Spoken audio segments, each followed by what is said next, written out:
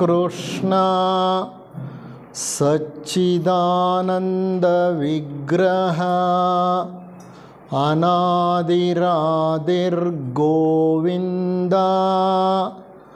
ಸರ್ವಕಾರಣ ಕಾರಣಂ.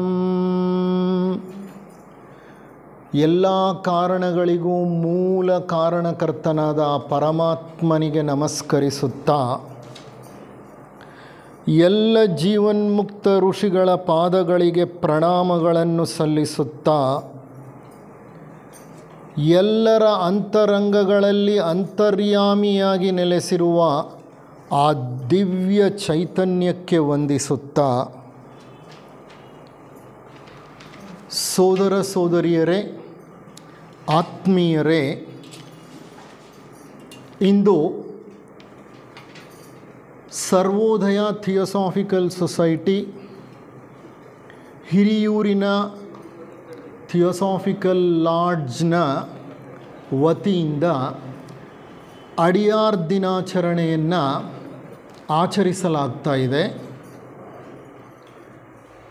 ಇಂತಹ ಒಂದು ಕಾರ್ಯಕ್ರಮಕ್ಕೆ ನನ್ನನ್ನು ಆಹ್ವಾನಿಸಿ ಕಾರ್ಯಕ್ರಮವನ್ನು ನಿರ್ದೇಶಿಸುವ ಒಂದು ಜವಾಬ್ದಾರಿಯನ್ನು ನನಗೆ ವಹಿಸಿ ಇಲ್ಲಿ ಸೂಕ್ತ ವ್ಯವಸ್ಥೆಯನ್ನು ಏರ್ಪಡಿಸಿ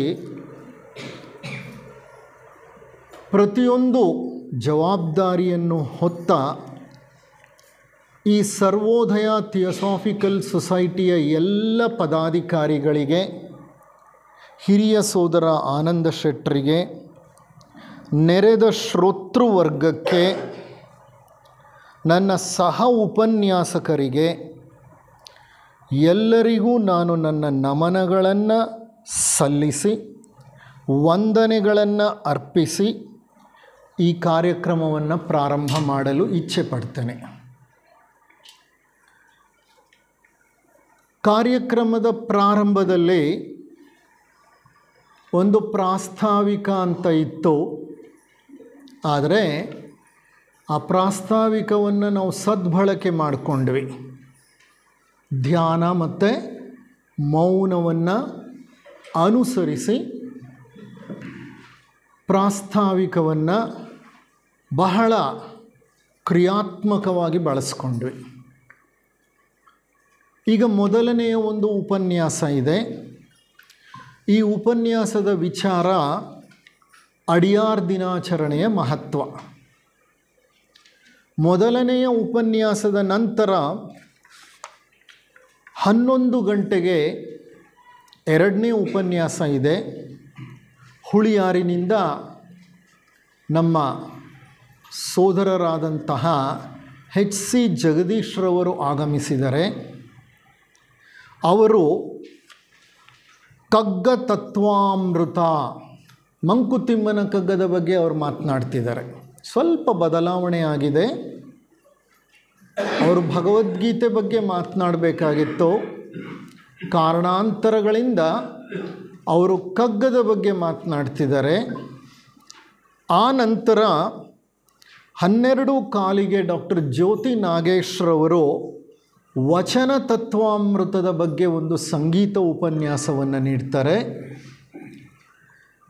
ಕೊನೆಯದಾಗಿ ಮತ್ತೆ ನಾನು ಗೀತಾ ತತ್ವಾಮೃತವನ್ನು 1:15 2 ಗಂಟೆವರೆಗೆ ನಾನು ನೀಡುವನಿದ್ದೇನೆ. ಅದರ ನಂತರ ಸಮಾರೋಪವಿರುತ್ತೆ. ಇದು ಕಾರ್ಯಕ್ರಮದ ಒಂದು ಸಂಕ್ಷಿಪ್ತ ವಿವರಣೆ. ಒಟ್ಟಿನಲ್ಲಿ ಇಂದು ನಿಮಗೆ ಗೀತೆಯ ತತ್ವವೂ ತಲುಪಬೇಕು, ಮಂಕುತಿಮ್ಮನ ಕಗ್ಗದ ತತ್ವವೂ ತಲುಪಬೇಕು, ವಚನಗಳ ತತ್ವವೂ ನಿಮ್ಮನ್ನು ಸೇರಬೇಕು. ಅಂದರೆ 3 ಆಯಾಮಗಳ ಒಂದು ತತ್ವ ಸಂದೇಶವನ್ನು ನಿಮಗೆ ಉಣಬಡಿಸಲಾಗತ್ತೆ. ಈ ಹಂತದಲ್ಲಿ ನನ್ನ ಒಂದು ಭಿನ್ನಹ ನಿಮ್ಮಲ್ಲಿ ದಯವಿಟ್ಟು ಮತ್ತೊಮ್ಮೆ ಗಮನಿಸಿ ನೋಡಿ. ನಿಮ್ಮ ಮೊಬೈಲ್ ಫೋನ್ಗಳನ್ನು ಸೈಲೆಂಟ್ ಮೋಡ್ನಲ್ಲಿಡಿ, ಇಲ್ಲ ಸ್ವಿಚ್ ಆಫ್ ಮಾಡಿ. ಕಾರ್ಯಕ್ರಮ ಪ್ರಾರಂಭವಾದ ಮೇಲೆ ಇದೊಂದು ದೈವಿ ನಿಯೋಜಿತ ಕಾರ್ಯಕ್ರಮ. ನಮ್ಮ ಸೊಸೈಟಿಯ ಪ್ರತಿ ಕಾರ್ಯಕ್ರಮವನ್ನು ನಾವು ಹಾಗೆ ಭಾವಿಸುತ್ತೇವೆ. ಇಂಥ ಒಂದು ಸುಂದರವಾದಂತಹ ಅಧ್ಯಾತ್ಮ ಶಕ್ತಿ ಪಸರಿಸುವ ಕಾರ್ಯಕ್ರಮದಲ್ಲಿ ಮೊಬೈಲ್ಗಳ ಒಂದು ನಾದ, ಆ ಒಂದು ಕಂಪನಗಳಿಗೆ ಸಮಸ್ಯೆಯನ್ನು ಉಂಟು ಮಾಡುತ್ತೆ. ನಮ್ಮೆಲ್ಲರ ಗಮನ ಉನ್ನತ ಲೋಕಗಳ ಕಡೆ ಹರಿಬೇಕಾಗಿದೆ. ಹಾಗಾಗಿ ಮತ್ತೊಂದು ಸಲ ಗಮನಿಸಿ ನೋಡಿ, ಸ್ವಿಚ್ ಆಫ್ ಮಾಡ್ಕೊಳ್ಳಿ. ದಯವಿಟ್ಟು ಅದನ್ನು ಮಾಡದೇ ಇದ್ದರೆ ಅದು ನಮ್ಮ ಕಾರ್ಯಕ್ರಮದಲ್ಲಿ ಲೋಪ ಅಂತಲೇ ಹೇಳಬಹುದು. ತಿಳಿದೋ ತಿಳಿದೇನೋ ನೋಡ್ಕೊಳ್ಳಿ, ಸ್ವಿಚ್ ಆಫ್ ಮಾಡ್ಕೊಳ್ಳಿ. ಇನ್ನು ಈ ಮೊದಲನೆಯ ಉಪನ್ಯಾಸ ಅಡಿಯಾರ್ ದಿನಾಚರಣೆಯ ಮಹತ್ವದ ಬಗ್ಗೆ. ನೀವು ಬಹಳಷ್ಟು ಜನ ಥಿಯೋಸಾಫಿಕಲ್ ಸೊಸೈಟಿಯ ಸದಸ್ಯರು. ನಿಮಗೆ ಅಡಿಯಾರ್ ಅನ್ನುವಂತಹ ಹೆಸರು ಅಥವಾ ಪದ ತಿಳಿದಿಲ್ಲದೆ ಏನಿಲ್ಲ.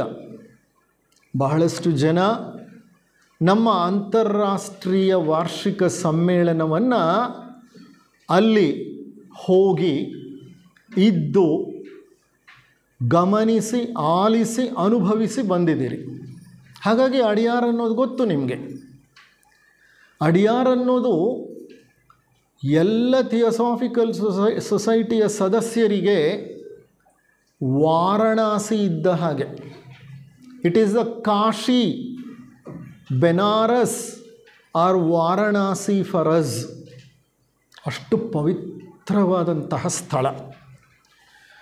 ಥಿಯೋಸಾಫಿಕಲ್ ಸೊಸೈಟಿ ಒಂದು ಅಂತಾರಾಷ್ಟ್ರೀಯ ಸಂಸ್ಥೆ. ಇದಕ್ಕೆ ತನ್ನದೇ ಆದಂಥ ಒಂದು ಭವ್ಯ ಇತಿಹಾಸವಿದೆ. ಸೊಸೈಟಿ ಕ್ರಿಸ್ತಶಕ 1875ರಲ್ಲಿ ಪ್ರಾರಂಭವಾಗಿ ಹೆಮ್ಮರದಂತೆ ಪ್ರಪಂಚದಾದ್ಯಂತ ಹರಡಿ ಬೆಳೆದು ನಿಂತ ಪರಿಯನ್ನು ನಾವು ಗಮನಿಸಿದ್ದೇ ಆದರೆ ನಮ್ಮಲ್ಲಿ ಗೌರವ ಮತ್ತು ಹೆಮ್ಮೆಯ ಭಾವನೆಗಳುಂಟಾಗುತ್ತವೆ. ಇಂದು ಪ್ರಪಂಚದಾದ್ಯಂತ ಹರಡಿರುವ ಒಂದು ಸಂಸ್ಥೆ ಇದು. ಈ ಸಂಸ್ಥೆ ಕೆಲವೇ ವರ್ಷಗಳಲ್ಲಿ ವಿಶ್ವದಾದ್ಯಂತ ಹರಡಿಬಿಡ್ತು. ಅಮೇರಿಕಾ ದೇಶದ ನ್ಯೂಯಾರ್ಕ್ ನಗರದಲ್ಲಿ 17ನೇ ನವೆಂಬರ್ 1875 ಅಂದರೆ 19ನೇ ಶತಮಾನದ ಒಂದು ಕೊನೆಯ 2-3 ದಶಕಗಳಲ್ಲಿ ಪ್ರಾರಂಭವಾದಂಥ ಸಂಸ್ಥೆ ಇದು. ನವೆಂಬರ್ 17, 1875. ಆದರೆ ಈ ಸಂಸ್ಥೆ ಪ್ರಾರಂಭವಾದದ್ದು ನ್ಯೂಯಾರ್ಕ್ ನಗರದಲ್ಲೇ ಆದ್ರೂ ಕೆಲವೇ ವರ್ಷಗಳಲ್ಲಿ ಈ ಸಂಸ್ಥೆ ಭಾರತಕ್ಕೆ ಸ್ಥಳಾಂತರ ಹೊಂದಿಬಿಡ್ತು. ಈ ಸಂಸ್ಥೆಯ ಸ್ಥಾಪನೆಯ ಹಿಂದೆ ನಮ್ಮ ಅಂತರಂಗ ಸ್ಥಾಪಕರಾದಂತಹ ಮೌರ್ಯ ಮುನಿಗಳು, ಕುಥೂಮಿ ಋಷಿಗಳು ಬಹಳಷ್ಟು ಮುಖ್ಯ ಪಾತ್ರವನ್ನು ವಹಿಸಿದರು. ಅವರ ಒಂದು ಪ್ರೇರಣೆ, ಸ್ಫೂರ್ತಿ ಮತ್ತು ಆದೇಶದ ಮೇರೆಗೆ ಈ ಸಂಸ್ಥೆಯನ್ನು ನ್ಯೂಯಾರ್ಕ್ ನಗರದಲ್ಲಿ ಮ್ಯಾಡಮ್ ಬ್ಲಾವೆಟ್ಸ್ಕಿ ಮತ್ತು ಕರ್ನಲ್ ಆಲ್ಕಾಟ್ ಎಂಬ ಇಬ್ಬರು ಮಹಾ ವ್ಯಕ್ತಿಗಳು ಪ್ರಾರಂಭ ಮಾಡಿದರು. ಬ್ಲಾವೆಟ್ಸ್ಕಿ ಅಮ್ಮನವರು, ಆಲ್ಕಾಟರು ನಮ್ಮ ಬಹಿರಂಗ ಸಂಸ್ಥಾಪಕರಾದರೆ ಅಂತರಂಗದಲ್ಲಿ ಅವರಿಗೆ ಪ್ರೇರಣೆಯನ್ನು ನೀಡಿದಂತಹ ಮುನಿಗಳೇ ಕುಥೂಮಿ ಮುನಿಗಳು ಮತ್ತು ಮೌರ್ಯ ಮಹರ್ಷಿಗಳು. ಇದು ಪ್ರಾರಂಭ ಆದಾಗ 19 ಜನ ಸದಸ್ಯರನ್ನು ಒಳಗೊಂಡಿತ್ತು. ಪ್ರಾರಂಭದ ದಿವಸ 19 ಮೆಂಬರ್ಸ್ ವರ್ ದೇರ್. ಯಾರ್ಯಾರು ಅಂತಂದರೆ ಮ್ಯಾಡಮ್ ಬ್ಲಾವೆಟ್ಸ್ಕಿ ಅವರು, ಕರ್ನಲ್ ಆಲ್ಕಾಟರು, WQ ಜಡ್ಜ್ ಅವರು, ಅವರ ಜೊತೆ 16 ಇತರ ಸದಸ್ಯರು. ಒಟ್ಟು 19 ಸದಸ್ಯರು ಒಟ್ಟಾಗಿ ಸೇರಿ ಈ ಒಂದು ಮಹಾಧ್ಯೇಯಗಳನ್ನು ಒಳಗೊಂಡಂತಹ ದಿವ್ಯ ಸಂಸ್ಥೆಯನ್ನು ಪ್ರಾರಂಭ ಮಾಡಿದರು. ಆದರೆ ಮಹಾತ್ಮರ ಆದೇಶ ಕೆಲವೇ ವರ್ಷಗಳಲ್ಲಿ ಅವರಿಗೆ ಬಂತು. ಇಂತಹ ಒಂದು ಅಧ್ಯಾತ್ಮ ಸುಧೆಯನ್ನು ಇಡೀ ಜಗತ್ತಿಗೆ ಸಾರುವ ಈ ಸಂಸ್ಥೆಗೆ ಭಾರತವೇ ಉತ್ತಮವಾದ ನೆಲ, ಅದು ಅಧ್ಯಾತ್ಮ ಭೂಮಿ, ಸನಾತನ ಧರ್ಮ ಹುಟ್ಟಿ ಬೆಳೆದು ಪ್ರಜ್ವಲಿಸಿದಂತಹ ಆ ಭಾರತ ದೇಶಕ್ಕೆ ಹೋಗಿ ಅಲ್ಲಿ ಸಂಸ್ಥೆಯನ್ನು ಸ್ಥಳಾಂತರಗೊಳಿಸಬೇಕು ಅನ್ನುವಂತಹ ಮಹಾತ್ಮರ ಆದೇಶದ ಮೇರೆಗೆ ಮುಂಬೈ ನಗರಕ್ಕೆ ಬಂದು ಕೆಲವು ತಿಂಗಳುಗಳ ಕಾಲ ಮುಂಬೈ ನಗರದಲ್ಲಿ ಸ್ಥಾಪಕರು ನೆಲೆಸಿ ಆರ್ಯ ಸಮಾಜದ ಜೊತೆ ಸೇರಿ ಈ ಸಂಸ್ಥೆಯನ್ನು ಕೆಲವು ತಿಂಗಳುಗಳ ಕಾಲ ನಡೆಸಿ ನಂತರ ಈ ಸಂಸ್ಥೆ ಇಂದಿನ ಚೆನ್ನೈ ನಗರ, ಅಂದಿನ ಮದರಾಸ್ ನಗರದ ಹೊರವಲಯದಲ್ಲಿರುವಂತಹ ಅಡಿಯಾರ್ಗೆ ಬಂದು ನೆಲೆಸಿತು. ಆಗ ಈ ಅಡಿಯಾರ್ ಅನ್ನುವಂತಹ ಸ್ಥಳ ಏನಿದೆ ಚೆನ್ನೈನ ಮಧ್ಯಭಾಗ ಆಗೋಗಿದೆ ಈಗ. ಆಗ ಚೆನ್ನೈಗೆ ಸೇರೇ ಇರಲಿಲ್ಲ, ಅದು ಚೆಂಗಲ್ಪೆಟ್ಗೆ ಸೇರಿತ್ತು. ಅದು ಚೆಂಗಲ್ಪೆಟ್ ಆ ಸ್ಥಳಕ್ಕೆ ಸೇರಿತ್ತು ಅಡಿಯಾರ್. ಅದೊಂದು ಪ್ರಕೃತಿ ರಮಣೀಯವಾದಂಥ ಸ್ಥಳ.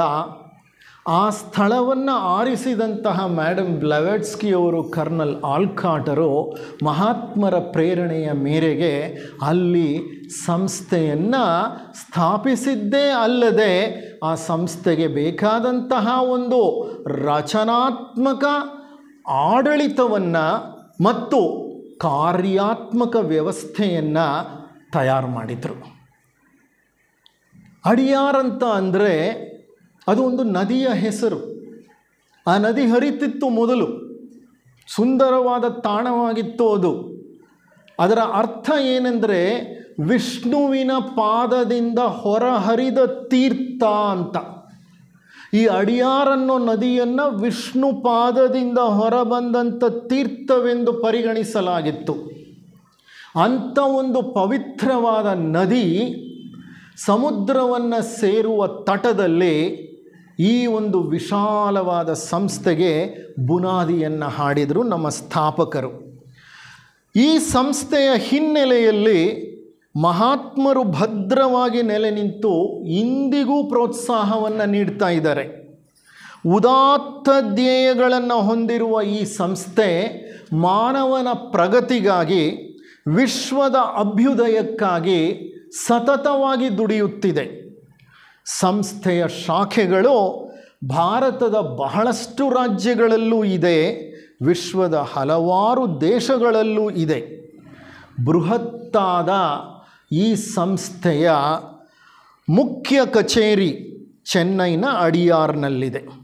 ಇಂತಹ ಅಡಿಯಾರ್ ದೈವಿ ಕಂಪನಗಳಿಂದ, ಮಹಾತ್ಮರ ಶಕ್ತಿಯಿಂದ ತುಂಬಿ ತುಳುಕುತ್ತಿದೆ.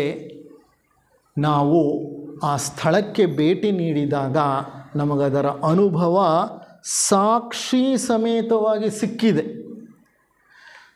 ಈ ಸ್ಥಾಪಕ ದ್ವಯರೇನೋ ಈ ಒಂದು ಸ್ಥಳವನ್ನು ಗುರುತಿಸಿ ಸಂಸ್ಥೆಯನ್ನು ಪ್ರಾರಂಭವೇನೋ ಮಾಡಿಬಿಟ್ರು. ಆ ಸಂಸ್ಥೆಯನ್ನು ಅಭಿವೃದ್ಧಿಗೊಳಿಸಲು ಹಲವಾರು ನಾಯಕರು ಮುಂದೆ ಹುಟ್ಟಿ ಬಂದರು. ಕರ್ನಲ್ ಆಲ್ಕಾಟರು ಸಂಸ್ಥೆಗೆ ಒಂದು ರಚನಾತ್ಮಕ ಅಡಿಪಾಯವನ್ನು ಹಾಕ್ಕೊಟ್ರು. ಮೇಡಮ್ ಬ್ಲೆವಾಟ್ಸ್ಕಿಯವರು ಸಾಹಿತ್ಯವನ್ನು ಬರೆದರು. ಥಿಯೋಸಾಫಿಕಲ್ ಸಾಹಿತ್ಯವನ್ನು ಪ್ರಮುಖವಾಗಿ ನೀಡಿದವರು ಬ್ಲೆವಾಟ್ಸ್ಕಿ ಅಮ್ಮನವರು. ಅವರ ಐಸಿಸ್ ಅನ್ವೇಲ್ಡ್ ಮತ್ತು secret doctrine, voice of silence ಶ್ರೇಷ್ಠ ಗ್ರಂಥಗಳು. ವಿಶ್ವ ಎಂದೂ ಅಂತಹ ಸುಂದರವಾದ ವಿಜ್ಞಾನ, ತತ್ವಶಾಸ್ತ್ರ ಮತ್ತು ಮತಗಳ ಸಂಯೋಗವನ್ನು ಹೊಂದಿರುವಂತಹ ಸಾಹಿತ್ಯವನ್ನು ಕಂಡಿರಲಿಲ್ಲ. ಒಂದು ಕಡೆ ವಿಜ್ಞಾನ, ಮತ್ತೊಂದು ಕಡೆ ಮತ, ಇನ್ನೊಂದು ಕಡೆ ತತ್ವಶಾಸ್ತ್ರ. ಈ 3 ಆಯಾಮಗಳ ಸಂಗಮವನ್ನು ಸೃಷ್ಟಿ ಮಾಡಿ ಲೇಖನಗಳನ್ನು ಬರೆದು ಗ್ರಂಥಗಳಾಗಿ ಪ್ರಕಟಿಸಿದರು ಮೇಡಮ್ ಬ್ಲವಾಟ್ಸ್ಕಿ ಅವರು. ಆ ಸಾಹಿತ್ಯ ಇಂದಿಗೂ ನಮಗೆ ಆಧಾರವಾಗಿದೆ. ಆದರೆ ಕರ್ನಲ್ ಆಲ್ಕಾಟ್ರು ಸಂಸ್ಥೆಗೆ ಬೇಕಾದಂತಹ ರಚನಾತ್ಮಕ ಆಡಳಿತವನ್ನು ನೀಡಿಬಿಟ್ರು. ಅವ್ರ ಕೆಲಸ ಏನಂದರೆ, ಅವ್ರ ಗುರಿ ಏನಂದರೆ, ಈ ಸಂಸ್ಥೆಯ ಹಲವಾರು ಶಾಖೆಗಳನ್ನು ಪ್ರಾರಂಭ ಮಾಡಬೇಕು. ವಿಶ್ವದಾದ್ಯಂತ ಪರ್ಯಟನ ಮಾಡಿದ್ರು ಅವರು. ನಮ್ಮ ಭಾರತ ದೇಶದಲ್ಲಿ, ಶ್ರೀಲಂಕಾದಲ್ಲಿ ಬಹಳಷ್ಟು ಪ್ರವಾಸ ಮಾಡಿದರು. ಆ ಕಾಲದಲ್ಲಿ ಯಾವುದೇ ರೀತಿಯ ಸಾಗಾಣಿಕೆ ಸಂಪರ್ಕ ಸಾಧನಗಳು ಇಲ್ಲದೆ ಇದ್ದಾಗ ಎತ್ತಿನ ಗಾಡಿಯಲ್ಲಿ ಕುಳಿತು ಕಂದೀಲಿನ ದೀಪವನ್ನು ರಾತ್ರಿಯಲ್ಲಿ ಆ ಎತ್ತಿನ ಗಾಡಿಯಲ್ಲಿ ಹಿಡಿದು ಕುಳಿತು ನೂರಾರು ಸಾವಿರಾರು ಕಿಲೋಮೀಟರ್ಗಳಷ್ಟು ಪ್ರಯಾಣ ಮಾಡಿ ಎಂತೆಂತಹ ಸ್ಥಳಗಳಿಗೋ ಹೋಗಿ ನಮ್ಮ ಸಂಸ್ಥೆಯ ಶಾಖೆಗಳನ್ನು ಪ್ರಾರಂಭ ಮಾಡಿದರು. ಬಳ್ಳಾರಿಯ ಆ ಒಂದು ಥಿಯೋಸಾಫಿಕಲ್ ಲಾಡ್ಜ್ ಇದೆಯಲ್ಲ, ಅದಕ್ಕೆ ಹೆಚ್ಚು ಕಡಿಮೆ 115-120 ವರ್ಷಗಳ ಇತಿಹಾಸವಿದೆ. ಯಾರು ಪ್ರಾರಂಭ ಮಾಡಿದ್ದು ಅಂದರೆ ಕರ್ನಲ್ ಆಲ್ಕಾಟ್ರು.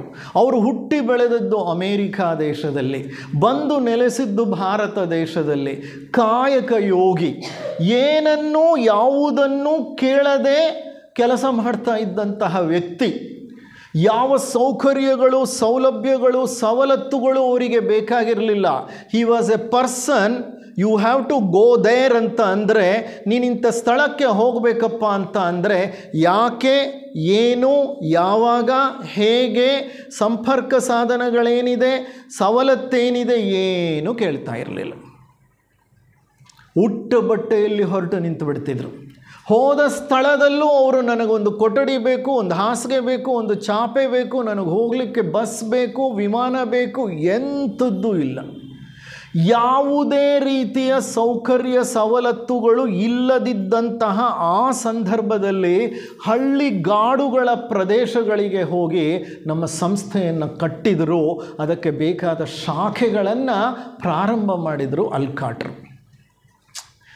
ನೋಡಿ, ಬ್ಲವಾಟ್ಸ್ಕಿ ಅಮ್ಮನವರು ಸಾಹಿತ್ಯ ನೀಡಿದರೆ ಆಲ್ಕಾಟ್ರು ಹಲವಾರು ಶಾಖೆಗಳನ್ನು ಪ್ರಾರಂಭ ಮಾಡಿ ನಮ್ಮ ಸಂಸ್ಥೆಯನ್ನು ವಿಶಾಲ ಪ್ರಪಂಚದಲ್ಲಿ ಜನರಿಗೆ ತೆರೆದಿಟ್ಟರು. ಇಂತಹ ಒಂದು ಸುಂದರವಾದ ಸಂಸ್ಥೆಯಲ್ಲಿ ಹಲವು ಪರ್ವ ದಿನಗಳಿವೆ. ಪರ್ವ ದಿನಗಳು ಅಂದರೆ ಪವಿತ್ರವಾದ ದಿನಗಳು. ಆ ದಿನಗಳನ್ನು ನಮ್ಮ ಲಾಡ್ಜ್ನಲ್ಲಿ ಆಚರಿಸಬೇಕು. ಶ್ರದ್ಧೆಯಿಂದ, ಭಕ್ತಿಯಿಂದ, ಆದರದಿಂದ ನಾವು ಆ ಕಾರ್ಯಕ್ರಮಗಳನ್ನು ಆಚರಿಸಬೇಕು. ಅಂಥ ಪರ್ವ ದಿನಗಳಲ್ಲಿ, ಶ್ರೇಷ್ಠ ದಿನಗಳಲ್ಲಿ ಒಂದು ಅಡಿಯಾರ್ ದಿನಾಚರಣೆ. ಅಡಿಯಾರ್ ದಿನಾಚರಣೆ ಪ್ರತಿ ವರ್ಷ ಫೆಬ್ರವರಿ ತಿಂಗಳಿನ 17ನೆಯ ದಿನಾಂಕ ನಾವು ಆಚರಿಸುತ್ತೇವೆ. ಇದನ್ನು ಮೊಟ್ಟ ಮೊದಲು ಆಚರಿಸಿದವರು ಅಮೇರಿಕಾ ದೇಶದ ಥಿಯೋಸಾಫಿಕಲ್ ಲಾಡ್ಜ್. 1922ನೇ ಇಸುವಿನಲ್ಲೇ ಅವರು ಪ್ರಾರಂಭ ಮಾಡಿದರು ಅಡಿಯಾರ್ ದಿನಾಚರಣೆ ಅಂತ. ಮುಂದೆ 1926ರಲ್ಲಿ ಆ್ಯನಿ ಬೆಸೆಂಟರು ಮೊಟ್ಟ ಮೊದಲ ಬಾರಿಗೆ ಅಡಿಯಾರ್ನಲ್ಲಿ ಅಡಿಯಾರ್ ದಿನಾಚರಣೆಯನ್ನು ಅನುಷ್ಠಾನಕ್ಕೆ ತಂದರು. ಇನ್ನು ಮುಂದೆ ಪ್ರತಿ ವರ್ಷ ನವೆಂಬರ್ ತಿಂಗಳ 17ನೆಯ ದಿನ ಅಡಿಯಾರ್ ದಿನಾಚರಣೆಯನ್ನು ಎಲ್ಲ ಶಾಖೆಗಳಲ್ಲಿ ಆಚರಿಸಬೇಕು ಅಂತ ಹೇಳಿದರು. ಫೆಬ್ರವರಿ ತಿಂಗಳಿನ 17ನೆಯ ದಿನಾಂಕ ಇದನ್ನು ಆಚರಿಸಬೇಕು ಅಂತ ಹೇಳಿದರು ಅವರು. ಇಂದು ಫೆಬ್ರವರಿ 18ನೆಯ ತಾರೀಕು. ನಿನ್ನೆ ಕಾರಣಾಂತರಗಳಿಂದ ಮಾಡಲಿಕ್ಕಾಗಿಲ್ಲ, ಹಾಗಾಗಿ ಇಂದು ನಾವು ಆ ಕಾರ್ಯಕ್ರಮವನ್ನು ಹಮ್ಮಿಕೊಂಡಿದ್ದೇವೆ. ಏನಿದು ಅಡಿಯಾರ್ ದಿನಾಚರಣೆ ಅಂತ ಅಂದರೆ, ಯಾಕೆ ಈ ದಿನಾಚರಣೆಯನ್ನು ನಾವು ಇಷ್ಟು ಮುಖ್ಯವಾದಂತಹ ಒಂದು ದಿನಾಚರಣೆ, ಪರ್ವ ದಿನ, ಶ್ರೇಷ್ಠ ದಿನ ಅಂತ ಯಾಕೆ ನಾವು ಪರಿಗಣಿಸುತ್ತೇವೆ? ನವೆಂಬರ್ 17 ನಮ್ಮ ಥಿಯೋಸಾಫಿಕಲ್ ಸೊಸೈಟಿಗೆ ಅತ್ಯಂತ ಮುಖ್ಯವಾದ ದಿನ. ಯಾಕೆಂದರೆ 4 ಮುಖ್ಯ ಘಟನೆಗಳು ಈ ಒಂದು ಫೆಬ್ರವರಿ 17ರಂದು ನಡೆದಿದೆ. ಆ ಘಟನೆಗಳು ನಮ್ಮ ಸೊಸೈಟಿಯ ಅತಿ ಮುಖ್ಯವಾದ ಕೆಲವು ನಾಯಕರಿಗೆ ಸಂಬಂಧಪಟ್ಟಿತ್ತು. ಏನದು? ಮೊಟ್ಟ ಮೊದಲನೆಯದಾಗಿ ಕರ್ನಲ್ ಆಲ್ಕಾಟರು, ಸ್ಥಾಪಕರು, ನಮ್ಮ ಪ್ರಥಮ ಅಧ್ಯಕ್ಷರು ತಮ್ಮ ದೇಹತ್ಯಾಗವನ್ನು ಮಾಡಿದ್ದು 17ನೇ ಫೆಬ್ರವರಿ 1907 ಇಸವಿ. ಅವರು ಇಹಲೋಕವನ್ನು ತ್ಯಜಿಸಿ ನಮ್ಮ ಈ ಥಿಯೋಸಾಫಿಕಲ್ ಸೊಸೈಟಿಯನ್ನು ನಮಗೆ ಬಿಟ್ಟು ಹೋದರು ಅಂತ, ನೀವು ಮುಂದುವರಿಸಿ ಅಂತ. ಅಲ್ಲಿವರೆಗೂ ಅವರು ಅಧ್ಯಕ್ಷರಾಗಿದ್ದರು, ಮೊಟ್ಟ ಮೊದಲನೆಯ ಅಧ್ಯಕ್ಷರು. ಇದು ಆಲ್ಕಾಟರು ಮರಣ ಹೊಂದಿದ, ದೇಹತ್ಯಾಗ ಮಾಡಿದ ಒಂದು ಪವಿತ್ರ ದಿನ. ಎರಡನೆಯದಾಗಿ ಇಟಲಿ ದೇಶದಲ್ಲಿ ಗಿಯಾರ್ಡಿನೋ ಬ್ರೂನೋ ಅನ್ನುವಂತಹ ಒಬ್ಬ ಮಹಾನ್ ಚಿಂತಕನಿದ್ದ, ದಾರ್ಶನಿಕನಿದ್ದ. ಆತ ಬರೀ ಚಿಂತಕನೇ ಅಲ್ಲ, ಆತ ಒಬ್ಬ ವಿಜ್ಞಾನಿಯಾಗಿದ್ದ, ತತ್ವಶಾಸ್ತ್ರಜ್ಞನಾಗಿದ್ದ, ಗಣಿತಶಾಸ್ತ್ರಜ್ಞನಾಗಿದ್ದ, ಖಗೋಳಶಾಸ್ತ್ರಜ್ಞನಾಗಿದ್ದ. ಅವನಿಗೆ ಖಗೋಳಶಾಸ್ತ್ರದ ಮೇಲೆ ಅಪಾರವಾದ ಒಲವಿತ್ತು. ಅಂಥ ಗಿಯಾರ್ಡಿನೋ ಬ್ರೂನೋ ಇಟಲಿ ದೇಶದಲ್ಲಿ ತನ್ನ ವೈಜ್ಞಾನಿಕ ಸಿದ್ಧಾಂತಗಳನ್ನು, ತಾ ಕಂಡ ಸತ್ಯವನ್ನು, ತಾ ಮಾಡಿದ ಸಂಶೋಧನೆಗಳ ಆಧಾರದ ಮೇಲೆ ಪ್ರಚಾರ ಮಾಡ್ತಾ ಇದ್ದ. ಆತ ವೈಜ್ಞಾನಿಕವಾಗಿ ಕಂಡುಕೊಂಡಿದ್ದಂಥ ಕೆಲವು ಸತ್ಯಗಳು ಅಂದಿನ ಚರ್ಚ್, ಕ್ರೈಸ್ತ ಮತದ ಚರ್ಚ್ಗೆ ಸರಿ ಅನ್ನಿಸಲಿಲ್ಲ. ಕಾರಣ, ಆತನ ಕೆಲವು ನುಡಿಗಳು ಚರ್ಚ್ನ ವಿಶ್ವಾಸ ನಂಬಿಕೆಗಳಿಗೆ ವಿರುದ್ಧವಾಗಿತ್ತು. ಆಗಿನ ಕಾಲದಲ್ಲಿ ಚರ್ಚ್ ನಂಬಿತ್ತು ಭೂಮಿ ಮಧ್ಯದಲ್ಲಿ ತಟಸ್ಥವಾಗಿದೆ, ಸೂರ್ಯ ಮತ್ತು ಇತರ ಎಲ್ಲ ಗ್ರಹಗಳು ಭೂಮಿಯನ್ನು ಸುತ್ತುತ್ತಾ ಇವೆ. ಜಿಯೋಸೆಂಟ್ರಿಕ್ ಥಿಯರಿ ಅಂತೀವಿ ನಾವು ಇದನ್ನು. ಜಿಯೋಸೆಂಟ್ರಿಕ್ ಥಿಯರಿ ಅಂದರೆ ಭೂಮಿ ಮಧ್ಯದಲ್ಲಿದೆ, ಎಲ್ಲ ಗ್ರಹಗಳು ಸೂರ್ಯನನ್ನು ಸೇರಿ ಭೂಮಿಯನ್ನು ಸುತ್ತುತ್ತಾ ಇದೆ.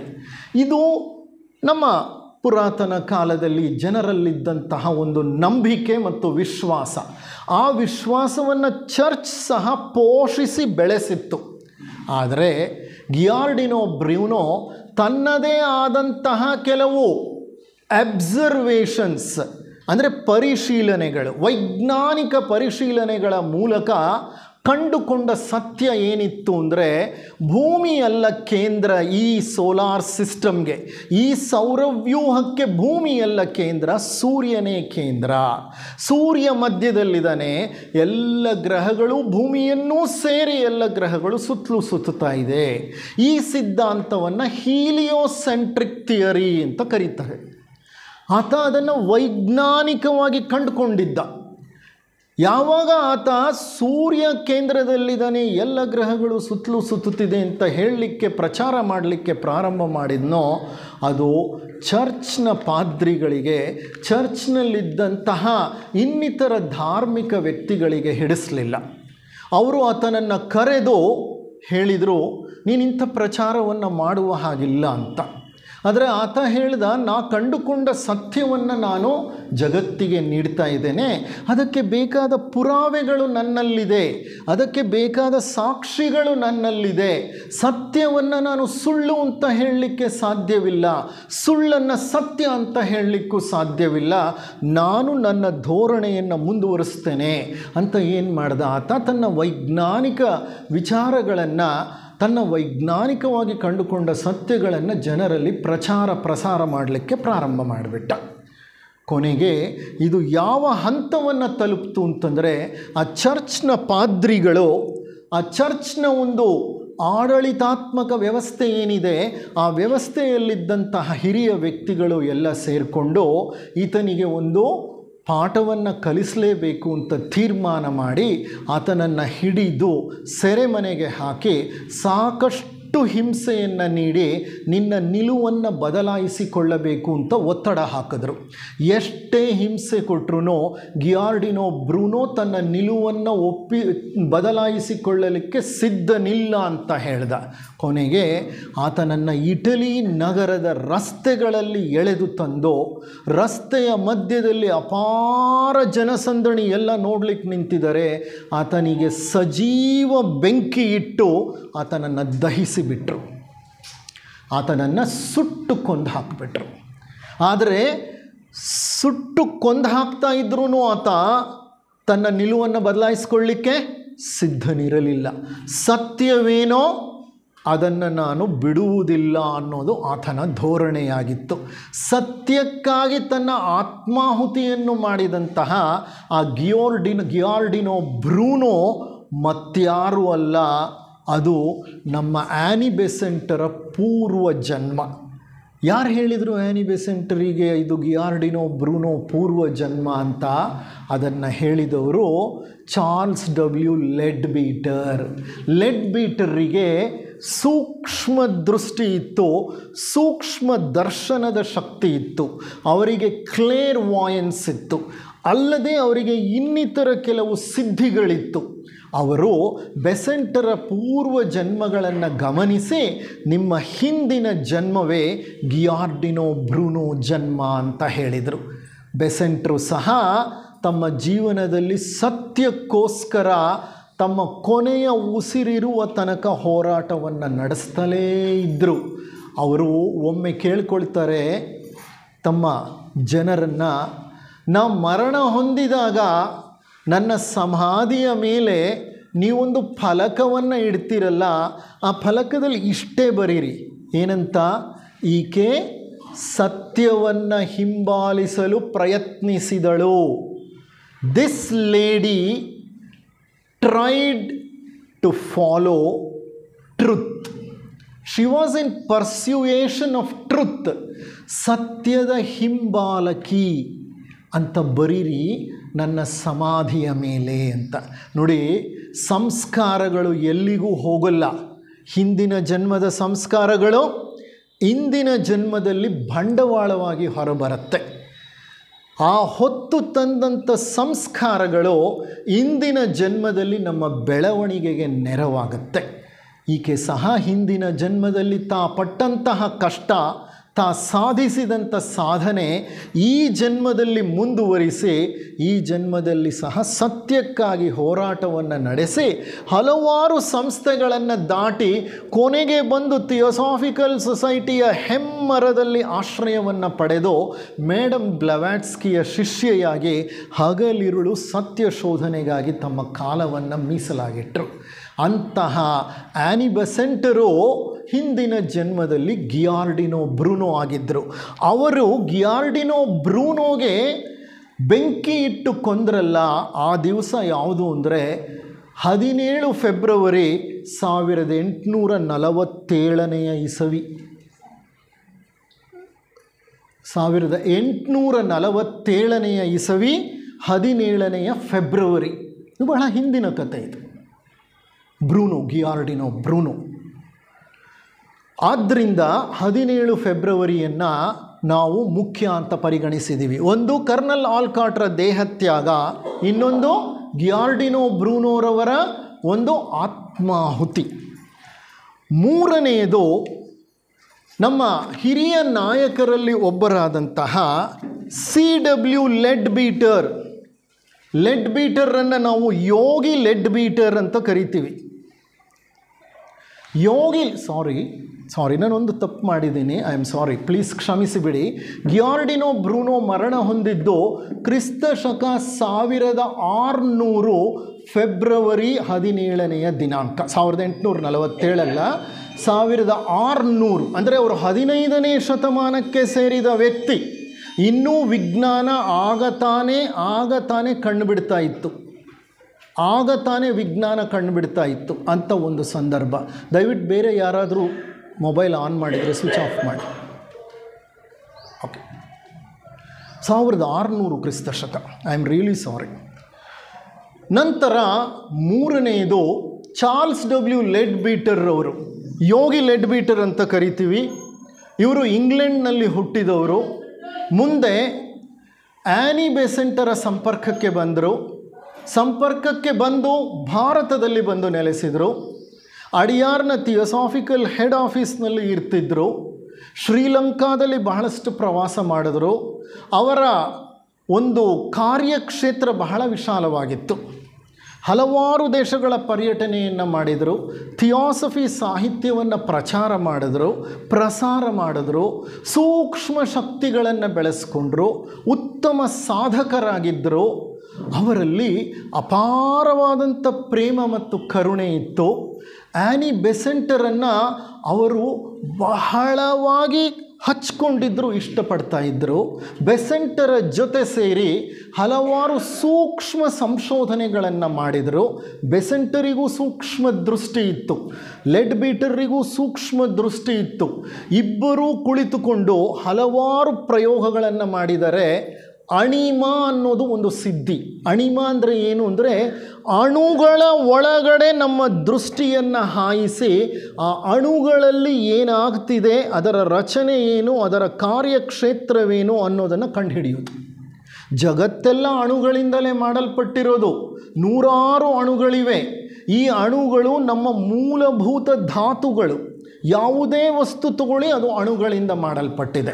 ಈ ಅಣುಗಳು ಎಷ್ಟು ಸೂಕ್ಷ್ಮ ಅಂತ ಅಂದರೆ, ನಾವು ಅರ್ಥ ಮಾಡ್ಕೊಳ್ಳಿಕ್ಕೆ ಒಂದು ಸಣ್ಣ ಉದಾಹರಣೆ ಕೊಡೋದಾದರೆ, ಒಂದು ಸೂಜಿಯ ಮೊನೆಯ ಮೇಲೆ 60,000 ಜಲಜನಕದ ಪರಮಾಣುಗಳನ್ನು ಪಕ್ಕ ಕೂಡಿಸ್ಬೋದು. ಸೂಜಿಯ ಮೊನೆಯ ಮೇಲೆ 60,000 ಜಲಜನಕದ ಪರಮಾಣುಗಳನ್ನು ಕೂಡಿಸಬಹುದು. ಇಂತಹ ಪರಮಾಣುಗಳಿಂದಲೇ ಇಡೀ ವಿಶ್ವ ಸೃಷ್ಟಿಯಾಗಿರೋದು. ನನ್ನಲ್ಲಿರೋದು ಪರಮಾಣುಗಳೇ, ನಿಮ್ಮಲ್ಲಿರೋದು ಪರಮಾಣುಗಳೇ, ಗಾಳಿಯಲ್ಲಿರೋದು ಪರಮಾಣುಗಳೇ, ನೀವು ನೋಡ್ತಿರೋ ಪ್ರತಿ ವಸ್ತುಗಳಲ್ಲಿರೋದು ಪರಮಾಣುಗಳೇ, ನೀವು ನೋಡಲಿಕ್ಕಾಗದೇ ಇರೋಂತಹ ವಸ್ತುಗಳಲ್ಲಿ, ವಿಷಯಗಳಲ್ಲಿರೋದು ಪರಮಾಣುಗಳೇ. ಅಂಥ ಸೂಕ್ಷ್ಮ ಪರಮಾಣುವಿನ ಒಳಗಡೆ ದೃಷ್ಟಿಯನ್ನು ಹಾಯಿಸಬೇಕು ಅಂದರೆ, ಪ್ರಜ್ಞೆಯನ್ನು ಹಾಯಿಸಬೇಕಂದ್ರೆ ಅವರ ಪ್ರಜ್ಞೆ ಎಷ್ಟು ನಿಖರವಾಗಿರಬೇಕು, ಎಷ್ಟು ಹರಿತವಾಗಿರಬೇಕು. ಅದನ್ನು ನಮ್ಮ ಸನಾತನ ಯೋಗಿಗಳು ಅಣಿಮ ಅಂತ ಕರೀತಾ ಇದ್ದರು. ಅಣಿಮ ಅಂದರೆ ಅಣುವಿನ ಒಳಗೋಗೋ ಪ್ರಜ್ಞೆ. ಇವರಿಬ್ಬರಿಗೂ ಅದು ಸಾಧ್ಯವಿತ್ತು. ಕುಳಿತು ಸಾಕಷ್ಟು ಸಂಶೋಧನೆಗಳನ್ನು ಮಾಡಿದರೆ ಅಕಲ್ಟ್ ಕೆಮಿಸ್ಟ್ರಿ, ಗುಪ್ತ ರಸಾಯನಶಾಸ್ತ್ರ ಅನ್ನುವಂಥ ಗ್ರಂಥವನ್ನು ರಚಿಸಿದರೆ, ಅವರು ನೀಡಿದಂಥ ಗ್ರಂಥದಲ್ಲಿ ನಮ್ಮ ಇಂದಿನ ವಿಜ್ಞಾನಿಗಳಿಗೆ ಸಾಕಷ್ಟು ವಿಷಯ ವಿಚಾರಗಳು ಅರ್ಥವಾಗಿದೆ. ಅವರು ವೈಜ್ಞಾನಿಕವಾಗಿ ಕಂಡುಕೊಂಡಂತಹ ಸತ್ಯ, ಅವರು ಅಣಿಮ ವಿದ್ಯೆಯಿಂದ ಕಂಡುಕೊಂಡಂಥ ಸತ್ಯ ಹೆಚ್ಚು ಕಡಿಮೆ ಒಂದೇ ಆಗಿದೆ. ಅಂದರೆ ವಿಜ್ಞಾನಿಗಳು ಪುನಃ ಅದನ್ನು ತಮ್ಮ ವೈಜ್ಞಾನಿಕ ಸಂಶೋಧನೆಗಳ ಮೂಲಕ ತಿಳಿಸ್ಕೊಟ್ಟಿದ್ದಾರೆ. ಅವರಿಗೆ ಸೂಕ್ಷ್ಮ ಶಕ್ತಿ ಇತ್ತು, ಅವರು ಅಣುಗಳನ್ನು ಪ್ರವೇಶ ಮಾಡಿ ಕಂಡುಹಿಡಿದಿದ್ದರು. ಇಂತಹ ಲೆಡ್ಬೀಟರ್ ಸಹ ಹಲವಾರು ಗ್ರಂಥಗಳನ್ನು ಬರೆದಿದ್ದಾರೆ. ಈ ಚಾರ್ಲ್ಸ್ ಡಬ್ಲ್ಯೂ ಲೆಡ್ಬೀಟರ್ ಅವರು ಹುಟ್ಟಿದ್ದು 17ನೇ ಫೆಬ್ರವರಿ 1847. ಮತ್ತೊಮ್ಮೆ ಹೇಳ್ತೇನೆ, ಕರ್ನಲ್ ಆಲ್ಕಾಟ್ರು ಮರಣ ಹೊಂದಿದ್ದು ಫೆಬ್ರವರಿ 17, 1907. ಎರಡನೆಯದಾಗಿ ನಮ್ಮ ಗಿಯಾರ್ಡಿನೋ ಬ್ರೂನೋ ಆತ್ಮಾಹುತಿಯನ್ನು ಮಾಡಿಕೊಂಡಿದ್ದು ಕ್ರಿಸ್ತಶಕ 1600 ಫೆಬ್ರವರಿ 17. ಲೆಡ್ಬೀಟರ್ ಅವರು ಹುಟ್ಟಿದ್ದು 17 ಫೆಬ್ರವರಿ 1847. ಈ ಮೂರು ಮುಖ್ಯ ಘಟನೆಗಳಲ್ಲದೆ ಮತ್ತೊಂದು ಘಟನೆ ಏನು ಅಂತಂದರೆ, ಜಿಡ್ಡು ಕೃಷ್ಣಮೂರ್ತಿಯವರು ಲೆಡ್ಬೀಟರ್ ಮತ್ತು ಆ್ಯನಿ ಬೆಸೆಂಟರ ಸಂಪರ್ಕಕ್ಕೆ ಚಿಕ್ಕ ಬಾಲಕನಾಗಿದ್ದಾಗಲೇ ಬಂದು ಸೊಸೈಟಿಯ ಸಂಪರ್ಕ ಸಾಂಗತ್ಯದಲ್ಲಿ ಬೆಳೆದು ಬಾಲಕನಾಗಿ ಯೌವನಕ್ಕೆ ಬಂದು ಆ್ಯನಿ ಬೆಸೆಂಟರನ್ನು ಮಾತೃ ತಾಯಿ ಅಂತ ಸ್ವೀಕರಿಸಿ, ಬೆಸೆಂಟರು ಅವರನ್ನು ಕಾಪಾಡಿ ಪೋಷಿಸಿ ಸಾಕಿ ತೀಡಿ ಬೆಳೆಸಿದರು ಅವರು. ಅಂಥ ಬೆಸೆಂಟರು ಜಿಡ್ಡು ಕೃಷ್ಣಮೂರ್ತಿ ಅನ್ನೋ ಬಾಲಕನಲ್ಲಿ ಅಪಾರವಾದ ತೇಜಸ್ಸನ್ನು ಕಂಡರು. ಒಂದು ದಿನ ಈ ಕೃಷ್ಣಮೂರ್ತಿಗಳ ತಂದೆ ನಾರಾಯಣಪ್ಪನವರು ಚೆನ್ನೈಗೆ ಬಂದಿರ್ತಾರೆ. ಕೃಷ್ಣಮೂರ್ತಿ ಮತ್ತು ಅವರ ಸಹೋದರ ನಿತ್ಯಾನಂದ ಇವರಿಬ್ಬರು ಬಾಲಕರು. ಇವರನ್ನು ಕರ್ಕೊಂಡು ಅಡಿಯಾರ್ನ ಬೀಚ್ನಲ್ಲಿ ಹೋಗಿ ಕುಳಿತಿರ್ತಾರೆ. ಬೀಚ್ನ ಬಳಿ ಇಬ್ಬರು ಮಕ್ಕಳು ಆಟ ಆಡ್ತಾ ಇರ್ತಾರೆ. ಆ ಅಡಿಯಾರ್ನ ಬೀಚ್ನ ಬಳಿ Charles W Leadbeater, yogi Leadbeater ಅವರು ಕುಳಿತುಕೊಂಡಿರ್ತಾರೆ. ಆಡ್ತಾ ಇರೋ ಮಕ್ಕಳನ್ನು ಕಾಣ್ತಾರೆ, ನೋಡ್ತಾರೆ. ಅವರ ಸೂಕ್ಷ್ಮ ಆರ ಅಂದರೆ ಪ್ರಭೆ, ಆ ಪ್ರಭೆಯನ್ನು ಗಮನಿಸ್ತಾರೆ. ಆ ಪ್ರಭೆಯನ್ನು ಗಮನಿಸಿದಾಗ ಅವ್ರಿಗೆ ಅರ್ಥವಾಗುತ್ತೆ, ಜಿಡ್ಡು ಕೃಷ್ಣಮೂರ್ತಿ ಸಾಮಾನ್ಯ ವ್ಯಕ್ತಿಯಲ್ಲ, ಆತನಲ್ಲಿ ದಿವ್ಯ ತೇಜಸ್ಸಿದೆ, ಆತ ಮುಂದೆ ಒಬ್ಬ ಮಹಾಪುರುಷನಾಗ್ತಾನೆ ಅಂತ ಪರಿಗಣಿಸಿ ಆ ಜಿಡ್ಡು ಕೃಷ್ಣಮೂರ್ತಿ ಎಂಬ ಬಾಲಕನ ಬಳಿ ಓಡಿ ಹೋಗಿ ಆತನ ಕೈ ಹಿಡಿದು ಮಾತನಾಡಿ, ಅವರ ತಂದೆಯಾದ ನಾರಾಯಣಪ್ಪನವರನ್ನು ಕಂಡು ಮಾತನಾಡಿ ಆ ನಿತ್ಯಾನಂದ ಕೃಷ್ಣಮೂರ್ತಿ ಇಬ್ಬರನ್ನು ನಾರಾಯಣಪ್ಪನವರ ಸಮೇತ ನಮ್ಮ ಅಡಿಯಾರ್ನ ಹೆಡ್ ಕ್ವಾರ್ಟರ್ಸ್ಗೆ ಕರ್ಕೊಂಡು ಬರ್ತಾರೆ. ಬೆಸೆಂಟರಿಗೆ ತೋರಿಸ್ತಾರೆ. ಬೆಸೆಂಟರು ತಮ್ಮ ಸೂಕ್ಷ್ಮ ದೃಷ್ಟಿಯಿಂದ ಗಮನಿಸ್ತಾರೆ. ಆ ಪುಟ್ಟ ಬಾಲಕನ ಸುತ್ತಲೂ ದಿವ್ಯ ಪ್ರಭೆ ಹರಡಿಕೊಂಡಿದೆ. ಈತ ಒಬ್ಬ ಮಹಾಪುರುಷನಾಗ್ತಾನೆ ಮುಂದೆ ಅಂತ ಪರಿಗಣಿಸಿ ನಾರಾಯಣಪ್ಪನವರನ್ನು ಕೇಳಿಕೊಂಡು ಬೇಡಿಕೊಂಡು ಈ ಮಗುವನ್ನು ನಾವು ಸಾಕಿ ಬೆಳೆಸ್ತೀವಿ ಅಂತಾರೆ. ಅವರಿಗೂ ಬಹಳ ಬಡತನ, ಅಂತಹ ಒಂದು ಚೈತನ್ಯವಿರಲಿಲ್ಲ. ಬಡ ಕುಟುಂಬ ಅದು, ಮದನಪಲ್ಲಿಯಲ್ಲಿದ್ದಂಥ ಕುಟುಂಬ. ಏನೋ ಚೆನ್ನೈನ ಅಡಿಯಾರ್ನ ಬಳಿ ಬಂದಿದ್ದರು, ಇವರ ಕಣ್ಣಿಗೆ ಕಂಡರು. ಅದೇನು ಯೋಗಾನುಸಂಧಾನವೋ ಗೊತ್ತಿಲ್ಲ. ಬೆಸೆಂಟರ ಕಣ್ಣಿಗೆ ಕಂಡಂತಹ ಜಿಡ್ಡು ಕೃಷ್ಣಮೂರ್ತಿಗಳನ್ನು ನಾರಾಯಣಪ್ಪನವರು ಅವರ ಸುಪರ್ದಿಗೆ ವಹಿಸಿ ಹೊರಟೋಗ್ತಾರೆ. ಬರೀ ಕೃಷ್ಣಮೂರ್ತಿಯಲ್ಲ, ನಿತ್ಯಾನಂದ ಅವರ ಸಹೋದರ ಸಹ ಅವ್ರ ಜೊತೆನೇ ಉಳ್ಕೋತಾರೆ. ಅವರಿಬ್ಬರ ಲಾಲನೆ ಪೋಷಣೆಯನ್ನು ಬೆಸೆಂಟರೇ ಮಾಡ್ತಾರೆ. ಮುಂದೆ ಜಿಡ್ಡು ಕೃಷ್ಣಮೂರ್ತಿ 20ನೇ ಶತಮಾನ ಕಂಡಂತಹ ಒಬ್ಬ ಮಹಾಚಿಂತಕನಾಗಿ ಬೆಳೆದ, ಮಹಾದಾರ್ಶನಿಕನಾಗಿ ಬೆಳೆದ ಆ ಹುಡುಗ ಮುಂದೆ. ಇಂದಿಗೂ ಜಿಡ್ಡು ಕೃಷ್ಣಮೂರ್ತಿ ಅಂತಂದರೆ we all carry a very great adoration and respect. ಎಂತಹ ಮಟ್ಟದ ಆಧ್ಯಾತ್ಮಿಕ ಬೆಳವಣಿಗೆ ಇತ್ತು ಅವರಲ್ಲಿ. ಅವರ ಸಿದ್ಧಾಂತಗಳು ಎಂತಹ ಎತ್ತರದ ಸಿದ್ಧಾಂತಗಳಿತ್ತು. ಜಗತ್ತು ಅವರ ಸಿದ್ಧಾಂತಗಳಿಗೆ ಬೆರಗಾಗಿ ಹೋಯಿತು. ಅವರ ಒಂದು ಸಿದ್ಧಾಂತಗಳು ಕಬ್ಬಿಣದ ಕಡಲೆಯೇ ಆದ್ರೂ ಅದರಲ್ಲಿ ಆಳವಾದ ಹುರುಳಿದೆ, ಆಳವಾದ ಸತ್ಯವಿದೆ. ಅಂತಹ ಜಿಡ್ಡು ಕೃಷ್ಣಮೂರ್ತಿಯವರು ದೇಹತ್ಯಾಗವನ್ನು ಮಾಡಿದ್ದು 1986ನೇ ಇಸವಿ ಫೆಬ್ರವರಿ 17ನೇ ದಿನಾಂಕ. ಅಂದರೆ ಎಷ್ಟು ಜನರಿಗೆ ಸಂಬಂಧಪಟ್ಟ ಘಟನೆಗಳಿದೆ ಇಲ್ಲಿ? ಕರ್ನಲ್ ಆಲ್ಕಾಟ್ರು, ಎರಡನೇದಾಗಿ ಗಿಯಾರ್ಡಿನೋ ಬ್ರೂನೋ, ಮೂರನೆಯದಾಗಿ ಲೆಡ್ ಬೀಟರ್, ನಾಲ್ಕನೆಯದಾಗಿ ಜಿಡ್ಡು ಕೃಷ್ಣಮೂರ್ತಿ. ಈ 4 ಮುಖ್ಯ ಘಟನೆಗಳನ್ನು ಆಧಾರವಾಗಿ ಇಟ್ಕೊಂಡು ಬೆಸೆಂಟರು ಫೆಬ್ರವರಿ 17 ಅಡಿಯಾರ್ ದಿನಾಚರಣೆ ಅಂತ ಘೋಷಿಸಿದರು. ಅಂದು ನಾವು ಮಾಡಬೇಕಾದ ಕೆಲಸ ಏನು? ಅಡಿಯಾರ್ ದಿನಾಚರಣೆ ಪ್ರತಿ ವರ್ಷ ಆಚರಿಸ್ತೀವಲ್ಲ, ನಾವು ಮಾಡಬೇಕಾದಂತಹ ಕೆಲಸ ಏನು? ಅಡಿಯಾರ್ ದಿನಾಚರಣೆಯ ದಿನ ನಮ್ಮ ಪ್ರಜ್ಞೆ ಪೂರ್ಣವಾಗಿ ಅಡಿಯಾರ್ ಅನ್ನುವಂತಹ ನಮ್ಮ ಅಧ್ಯಾತ್ಮ ಕೇಂದ್ರದ ಕಡೆ ಹರಿಬೇಕು. ಪ್ರಜ್ಞೆ ಆ ಕಡೆ ಹರಿಬೇಕು. ನಮ್ಮ ಸಂಕಲ್ಪಗಳನ್ನು ನಾವು ಅಲ್ಲಿಗೆ ಕಳುಹಿಸಿಕೊಡಬೇಕು. ಮೌನವಾಗಿ ಕುಳಿತು ನಮ್ಮ ಪ್ರಜ್ಞೆಯನ್ನು ಕೇಂದ್ರೀಕರಿಸಿ ನಮ್ಮ ದಿವ್ಯ ಸಂಕಲ್ಪಗಳನ್ನು ನಮ್ಮ ಸಂಸ್ಥೆಯ ಅಭಿವೃದ್ಧಿಗಾಗಿ ನಾವು ಕಳುಹಿಸಿಕೊಡಬೇಕು. ಸಂಕಲ್ಪಕ್ಕಿಂತ ದೊಡ್ಡ ಶಕ್ತಿ ಈ ಜಗತ್ತಿನಲ್ಲಿಲ್ಲ. ಜಗತ್ತು ಹುಟ್ಟಿದ್ದೇ ಆ ಭಗವಂತನ ಸಂಕಲ್ಪದಿಂದ. ಭಗವಂತ ಏನು ಸಂಕಲ್ಪ ಮಾಡ್ದ? ಏಕೋಹಂ ಬಹುಸ್ಯಾಮ್, ನಾನು ಒಬ್ಬನೇ ಇದ್ದೀನಿ, ನಾನೇನಾಗಬೇಕು? ಬಹುವಾಗಬೇಕು ಅಂತ ಸಂಕಲ್ಪ ಮಾಡ್ದ. ಆ ಸಂಕಲ್ಪವಾದಾಗಲೇ ಈ ಸೃಷ್ಟಿ ಪ್ರಾರಂಭವಾದದ್ದು. ಸೃಷ್ಟಿ ಭಗವಂತನೆಂಬ ಒಂದು ಕೇಂದ್ರದಿಂದ ವಿಶಾಲವಾಗಿ ಪಸರಿಸಿದ್ದು ಆ ಭಗವಂತನಲ್ಲಿ ಉಂಟಾದ ಸಂಕಲ್ಪದಿಂದ. ಅವ್ಯಕ್ತವಾಗಿದ್ದ ಜಗತ್ತು ವ್ಯಕ್ತವಾಗಿದ್ದು ಆ ಸಂಕಲ್ಪದಿಂದ. ಅಂದರೆ ನಾವೆಲ್ಲರೂ ಆ ಭಗವಂತನ ಸಂಕಲ್ಪದಿಂದಲೇ ಹುಟ್ಟಿರೋರು. ಈ ಸೃಷ್ಟಿ ಎಲ್ಲವೂ ಭಗವಂತನ ಸಂಕಲ್ಪದಿಂದಲೇ ಬಂದದ್ದು. ಹಾಗಾದರೆ ಸಂಕಲ್ಪಕ್ಕೆ ಎಷ್ಟು ಶಕ್ತಿ ಇದೆ ಅನ್ನೋದನ್ನು ನೀವು ಗಮನಿಸಿ ನೋಡಿ. ನಮ್ಮ ಸಂಕಲ್ಪಗಳನ್ನು ಒಂದು ಕಡೆ ಕುಳಿತು ನಾವೇನು ಮಾಡಬೇಕು, ಅಡಿಯಾರ್ನ ನಮ್ಮ ಕೇಂದ್ರ ಕಚೇರಿಯ ಕಡೆಗೆ, ಅಡಿಯಾರ್ ಅನ್ನೋಂಥ ನಮ್ಮ ಅಧ್ಯಾತ್ಮ ಕೇಂದ್ರದ ಕಡೆಗೆ ಹರಿಸಬೇಕು. ಅದರ ಅಭಿವೃದ್ಧಿಗಾಗಿ ನಾವು ನಮ್ಮ ಸತ್ಸಂಕಲ್ಪಗಳನ್ನು ಕಳುಹಿಸಬೇಕು.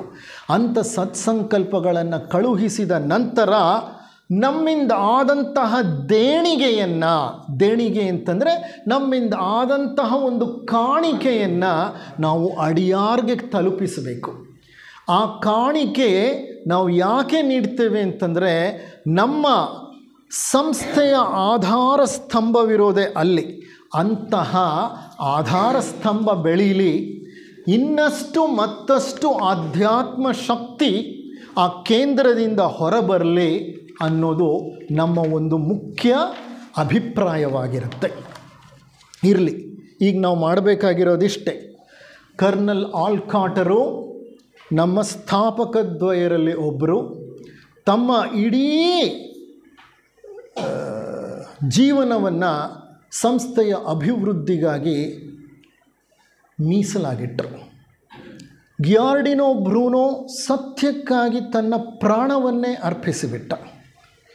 ಚಾರ್ಲ್ಸ್ ಡಬ್ಲ್ಯೂ ಲೆಡ್ಬೀಟರ್ ಹುಟ್ಟಿದ್ದು ಇಂಗ್ಲೆಂಡ್ನಲ್ಲಾದರೂ ಭಾರತಕ್ಕೆ ಬಂದು ಅಡಿಯಾರ್ನಲ್ಲಿ ನೆಲೆಸಿ ಹಲವಾರು ಥಿಯಾಸಫಿ ಗ್ರಂಥಗಳನ್ನು ರಚಿಸಿ ಜೆ ಕೃಷ್ಣಮೂರ್ತಿ ಎಂಬ ಮಹಾನ್ ವ್ಯಕ್ತಿಯನ್ನು ಕಂಡು ಹಿಡಿದು ಅವರನ್ನು ಕರೆದುಕೊಂಡು ಬಂದು ಆ ಮಹಾ ವ್ಯಕ್ತಿಯನ್ನು ಪೋಷಿಸಿ ಬೆಳೆಸಲು ಬೇಕಾದಂತಹ ಒಂದು ಒಂದು ಒಂದು ಅಭಿಪ್ರಾಯವನ್ನು ಮೇಡಮ್ ಆ್ಯನಿ ಬೆಸೆಂಟರಿಗೆ ತಿಳಿಸಿ ಆ ಒಂದು ಕಾರ್ಯದಲ್ಲಿ ತಮ್ಮ ಯಾವ ಒಂದು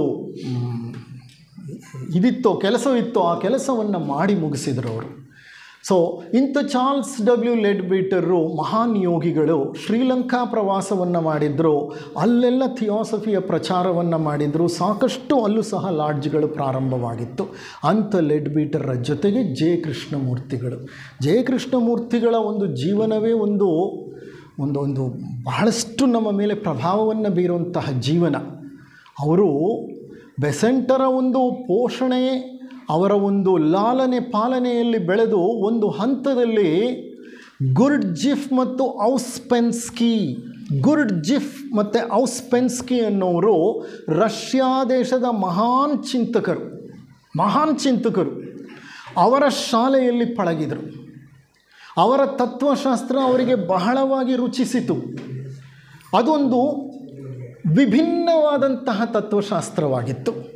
ಅಂಥ ತತ್ವಚಿಂತನೆಯಲ್ಲಿ ತೊಡಗಿಕೊಂಡ ಅವರಿಗೆ ಅನ್ನಿಸ್ತು, ಯಾವ ವ್ಯಕ್ತಿ ಪೂರ್ವಾಗ್ರಹಗಳಿಗೆ ಬಲಿಯಾಗಿರ್ತಾನೋ ಆ ವ್ಯಕ್ತಿ ಸತ್ಯವನ್ನು ಕಂಡುಕೊಳ್ಳಲಿಕ್ಕೆ ಸಾಧ್ಯವೇ ಇಲ್ಲ. ಸತ್ಯ ಕಂಡ್ಕೋಬೇಕು ಅಂತಂದರೆ ಮನಸ್ಸು ತೆರೆದ ಮನಸ್ಸಾಗಿರಬೇಕು, ಶುದ್ಧ ಮನಸ್ಸಾಗಿರಬೇಕು.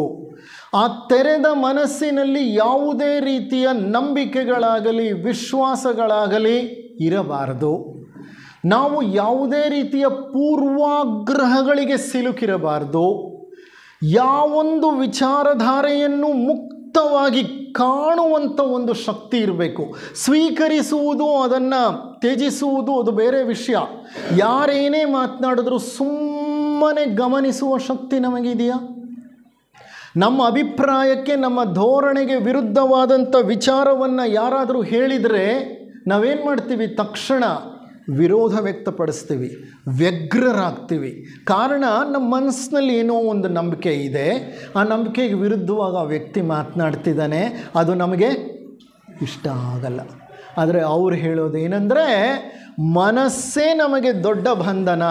ಆ ಮನಸ್ಸಿನ ತುಂಬ ನಾವು ಪೂರ್ವಾಗ್ರಹಗಳನ್ನು ತುಂಬಿಕೊಂಡು ಬಿಟ್ಟಿದ್ದೇವೆ. ಅದರಲ್ಲಿ ಹಲವಾರು ನಂಬಿಕೆ ವಿಶ್ವಾಸ ಧೋರಣೆಗಳು ಕುಳಿತುಕೊಂಡಿವೆ. ನಾವು ವಿಶ್ವವನ್ನು ನೋಡುವಾಗ ಆ ಒಂದು ಲೆನ್ಸ್ನಲ್ಲಿ ನೋಡ್ತೇವೆ, ಆ ಒಂದು ಮಸೂರದಿಂದ ನೋಡ್ತೇವೆ. ನಾನು ಏನು ಸರಿ ಅಂತ ಅಂದ್ಕೊಂಡಿದ್ದೀನೋ ಆ ಸರಿ ಅನ್ನೋದನ್ನು ಇತರರು ಸರಿ ಅಂತ ಹೇಳಬೇಕು ಅಂತ ಭಾವಿಸ್ತೇನೆ. ಇತರರು ಅದನ್ನು ತಪ್ಪು ಅಂತ ಅಂದರೆ ಅದನ್ನು ಸ್ವೀಕರಿಸಲಿಕ್ಕೆ ನಾನು ಸಿದ್ಧನಿಲ್ಲ. ಯಾಕೆ? ನನ್ನ ಮನಸ್ಸು ತನ್ನದೇ ಆದಂಥ ಒಂದು ಕಪಟವನ್ನು ಹೊಂದಿದೆ. ನಂಬಿದ್ದು ಮಾತ್ರ ಸತ್ಯ, ಇತರರು ಹೇಳೋದು ಸತ್ಯವಲ್ಲ. ಮುಕ್ತವಾದ ಮನಸ್ಸಲ್ಲ, ಮಲಿನವಾದ ಮನಸ್ಸು. ಇಂಥ ಮನಸ್ಸೇ ನಮ್ಮ ಶತ್ರುವೂ ಹೌದು, ಮಿತ್ರನೂ ಹೌದು. ಮನಸ್ಸನ್ನು ನಾವು ಪಳಗಿಸಿದರೆ ಅದು ಮಿತ್ರ, ನಾವು ಮನಸ್ಸಿನಿಂದ ಪಳಗಿಸಲ್ಪಟ್ಟರೆ ಅದು ಶತ್ರು. You understand what it means. ಅದಕ್ಕೆ ಅವರೇನಂತ ಒಂದು ಪುಸ್ತಕ ಬರೀತಾರೆ, ಅದು ಅವ್ರು ಬರೀಲಿಲ್ಲ ಆ್ಯಕ್ಚುಲಿ, ಅವರ ಒಂದು ಉಪನ್ಯಾಸಗಳ ಒಂದು ಸರಣಿ. ಆ ಗ್ರಂಥದ ಹೆಸರೇನೆಂದರೆ the first and the last freedom, ಮೊದಲ ಮತ್ತು ಕೊನೆಯ ಬಿಡುಗಡೆ. ಅವ್ರ ಪ್ರಕಾರ ಯಾವುದು ಗೊತ್ತಾ, ಮೊದಲ ಮತ್ತು ಕೊನೆಯ ಬಿಡುಗಡೆ ಈ ಜೀವನ ಪಥದಲ್ಲಿ ಮನಸ್ಸಿನಿಂದ ನಾವು ಹೊಂದುವ ಬಿಡುಗಡೆಯೇ ಮೊದಲ ಬಿಡುಗಡೆ ಮತ್ತು ಅದೇ ಕೊನೆಯ ಬಿಡುಗಡೆ. ಕಾರಣ ಏನೆಂದರೆ ಮನಸ್ಸಿನಿಂದ ಬಿಡುಗಡೆ ಹೊಂದಿಬಿಟ್ರೆ ನಾವು ಮುನಿಗಳಾಗ್ಬಿಡ್ತೇವೆ. ನಮಗೂ ಶಿವನಿಗೂ ಮಧ್ಯದಲ್ಲಿರುವಂತಹ ಒಂದು ತೆರೆ ಏನಂದರೆ ಆ ಮನಸ್ಸೇ ಅಹಂನ ಒಂದು ಆಧಾರ ಸ್ತಂಭ. ಎಲ್ಲಿವರೆಗೂ ಕೆಳ ಮನಸ್ಸು ಕೆಲಸ ಮಾಡ್ತಾ ಇರುತ್ತೋ ಅಲ್ಲಿವರೆಗೂ ಅಹಂ ಕೆಲಸ ಮಾಡ್ತಾ ಇರುತ್ತೆ. ಅಂಥ ಅಹಂ ನಮಗೂ ಭಗವಂತನಿಗೂ ಮಧ್ಯೆ ಇರೋ ತೆರೆ. ಅಂಥ ತೆರೆಯನ್ನು ತೆರೆಯಿರಿ, ಆಗಲೇ ನಿಮಗೆ ಬಿಡುಗಡೆ ಮತ್ತು ನಿಮಗೆ ಮುಕ್ತಿ ಅಂತ ಹೇಳ್ತಾರೆ. ಇಂತಹ ಕೆಲವು ಸಿದ್ಧಾಂತಗಳನ್ನು ನೀಡ್ತಾ ಸತ್ಯ ಅನ್ನುವಂಥದ್ದು ಇಟ್ ಈಸ್ ಎ ಪಾತ್ಲೆಸ್ ಲ್ಯಾಂಡ್, ಪಥವೇ ಇಲ್ಲದ ಒಂದು ತಾಣ. ಹಾಗಾಗಿ ನೀವು ಪಥವನ್ನು ಸೃಷ್ಟಿ ಮಾಡ್ಕೋಬೇಡಿ, ಪಥ ತಂತಾನೇ ತೆರೆಯುತ್ತೆ. You need not think truth can be reached by passing through a path. ಅದಕ್ಕೊಂದು ಮಾರ್ಗವಿದೆ, ಆ ಮಾರ್ಗವನ್ನು ಯಾರೋ ಕಡಿದಿಟ್ಟಿದ್ದಾರೆ, ನಾನು ಆ ಮಾರ್ಗದಲ್ಲಿ ನಡೆದು ಹೋಗ್ತೇನೆ, ಸತ್ಯವನ್ನು ಸೇರ್ತೇನೆ ಅಂದರೆ ಅದು ಅದು ಸರಿಯಲ್ಲ ಅನ್ನೋದು ಅವರ ಒಂದು ಧೋರಣೆ. ಸತ್ಯಕ್ಕೆ ಯಾವುದೇ ಮಾರ್ಗವಿಲ್ಲ. ಆ ಮಾರ್ಗ ರೆಡಿಯಾಗಿ ಯಾರು ಹೆದ್ದಾರಿಯಂತೆ ತಯಾರು ಮಾಡಿ ಇಟ್ಟಿಲ್ಲ, ಅದನ್ನು ನಾವೇನು ಮಾಡಬೇಕು, ತಯಾರು ಮಾಡ್ಕೋಬೇಕು. ಅದನ್ನು ತಯಾರು ಮಾಡ್ಕೊಳ್ಳೋದು ಹೇಗೆ? ಮನಸ್ಸನ್ನು ಎಂಥ ಮನಸ್ಸು ಮಾಡ್ಕೋಬೇಕು? ಒಂದು ನಿರ್ಮಲ, ನಿಶ್ಚಲ, ನಿಷ್ಕಪಟ, ಸ್ತಬ್ಧ ಮನಸ್ಸನ್ನಾಗಿ ಮಾಡ್ಕೋಬೇಕು. ಅದರಲ್ಲಿರುವಂತಹ ಅಂಧ ನಂಬಿಕೆಗಳು, ನಮ್ಮ ಮೂಢಾಚಾರಗಳು, ನಮ್ಮ ಕಂದಾಚಾರಗಳು, ಅಭಿಪ್ರಾಯಗಳು, ವಿಶ್ವಾಸಗಳು ಏನಿದೆಯೋ ಅದನ್ನೆಲ್ಲ ಹೊರಗೆ ಹಾಕಬೇಕು. ಮುಕ್ತವಾದಂಥ ಮನಸ್ಸು ನಮ್ಮನ್ನು ಅಂಥ ಸತ್ಯದ ಕಡೆಗೆ ಕರ್ಕೊಂಡು ಹೋಗುತ್ತೆ ಎನ್ನುವುದು ಅವರ ಒಂದು ವಿಶಿಷ್ಟವಾದಂತಹ ಸಿದ್ಧಾಂತ. ಅದನ್ನು ಬಹಳ ಸುಂದರವಾಗಿ ಅವರು ಆಯ್ಕೆ ರಹಿತ ಅರಿವು ಅಂತಾರೆ. ಅಂಥ ಮಾರ್ಗವನ್ನು ತಯಾರು ಮಾಡಿಕೊಳ್ಳಿಕ್ಕೆ ನಮ್ಮಲ್ಲಿ ಚಾಯ್ಸ್ಲೆಸ್ ಅವೇರ್ನೆಸ್ ಇರಬೇಕು, ಆಯ್ಕೆ ರಹಿತ ಅರಿವಿರಬೇಕು ಅಂತ ಹೇಳ್ತಾರೆ. ಆಯ್ಕೆ ರಹಿತ ಅರಿವು ಧ್ಯಾನದ ಒಂದು ಮೂಲಾಧಾರ. ಧ್ಯಾನ ಸಮರ್ಪಕವಾಗಿ ಯಶಸ್ವಿಯಾಗಿ ನಾವು ನಡೆಸಿದ್ದೇ ಆದರೆ ಆ ಆಯ್ಕೆ ರಹಿತ ಅರಿವು ತಂತಾನೇ ಹುಟ್ಟುತ್ತೆ. ಇಂತಹ ಉದಾತ್ತ ಸಿದ್ಧಾಂತಗಳನ್ನು ನಮ್ಮ ಮುಂದೆ ಇಟ್ಟಂತಹ ಜಿಡ್ಡು ಕೃಷ್ಣಮೂರ್ತಿಯವರು ತಮ್ಮ 91ನೆಯ ವಯಸ್ಸಿನಲ್ಲಿ ದೇಹ ತ್ಯಾಗವನ್ನು ಮಾಡ್ತಾರೆ. ಅವರಿಗೆ ಲಿವರ್ ಕ್ಯಾನ್ಸರ್ ಆಗುತ್ತೆ ಕೊನೆಯಲ್ಲಿ. ಲಿವರ್ ಕ್ಯಾನ್ಸರ್ ಅಂದರೆ ಪಿತ್ತಜನಕಾಂಗದ ಒಂದು ಕ್ಯಾನ್ಸರ್ ರೋಗ ಅವರನ್ನು ಕಾಡುತ್ತೆ. ಅವರು ಕ್ಯಾನ್ಸರ್ ರೋಗಕ್ಕೆ ಬಲಿಯಾಗಲಿಕ್ಕೆ ಮೊದಲು ಅಥವಾ ಕ್ಯಾನ್ಸರ್ ರೋಗದಿಂದ ಅವರು ಮರಣ ಹೊಂದುವುದಕ್ಕಿಂತ ಮೊದಲು ಭಾರತಕ್ಕೆ ಬಂದು ಕೆಲವು ಉಪನ್ಯಾಸಗಳನ್ನು ನೀಡ್ತಾರೆ.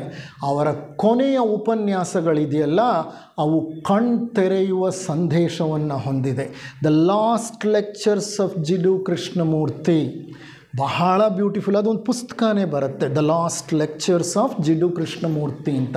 ಇರಲಿ, ಅಂತಹ ಮಹಾನುಭಾವರು ಮರಣ ಹೊಂದಿದ್ದು ಫೆಬ್ರವರಿ 17. ಈಗ ನಾವು ಮಾಡಬೇಕಾಗಿರೋದು ಇಷ್ಟೇ ಕಾರ್ಯ. 2 ನಿಮಿಷ ಮೌನವಾಗಿ ಕುಳಿತುಕೊಳ್ಳೋಣ. ನಮ್ಮ ಸಂಕಲ್ಪಗಳನ್ನು ಎಲ್ಲಿಗೆ ಕಳಿಸ್ಕೊಡೋಣ? ಅಡಿಯಾರ್ಗೆ ಕಳಿಸ್ಕೊಡೋಣ. ಯಾಕಾಗಿ ಕಳಿಸ್ಕೊಡೋಣ? ಸಂಕಲ್ಪಗಳು ಹೇಗಿರಬೇಕು? ನಮ್ಮ ಸಂಸ್ಥೆಯ ಸಾಹಿತ್ಯ ಅಭಿವೃದ್ಧಿ ಹೊಂದಬೇಕು. ನಮ್ಮ ವಿಶಾಲ ಜಗತ್ತಿನ ಮೇಲೆ ಇನ್ನಷ್ಟು ಮತ್ತಷ್ಟು ಪರಿಣಾಮವನ್ನು ಬೀರಬೇಕು. ಜನರಲ್ಲಿ ಪ್ರೇಮವನ್ನು ಉಂಟು ಮಾಡಬೇಕು, ಸಹೋದರತ್ವವನ್ನು ಉಂಟು ಮಾಡಬೇಕು. ಈ ಒಂದು ಸತ್ಸಂಕಲ್ಪಗಳನ್ನು ಹೊಂದಿ 2 ನಿಮಿಷ ಮೌನವಾಗಿ ಕುಳಿತು ಆ ಸತ್ಸಂಕಲ್ಪಗಳನ್ನು ತಲುಪಿಸಿದ ನಂತರ ನಾವು ಈ ಕಾರ್ಯಕ್ರಮವನ್ನು ಅಂದರೆ ಈ ಒಂದು ಉಪನ್ಯಾಸವನ್ನು ಮುಕ್ತಾಯ ಮಾಡೋಣಂತೆ.